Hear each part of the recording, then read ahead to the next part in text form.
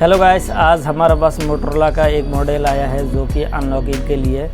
जो ये मॉडल है ये किसी टूल में भी सपोर्ट नहीं है, तो इसको हम लोग ISP पिन आउट के थ्रू इसको अनलॉकिंग करके यहाँ पर आपको दिखाता हूँ। यहाँ पर आप देख सकते हो मैं इसको ISP पिन आउट किया हूँ। यहाँ पर 4 जंपर मैंने मारा है, RX on, RX OP, TX on और TX OP 4 जंपर मारा है और एक जंपर जो ग्राउंड है।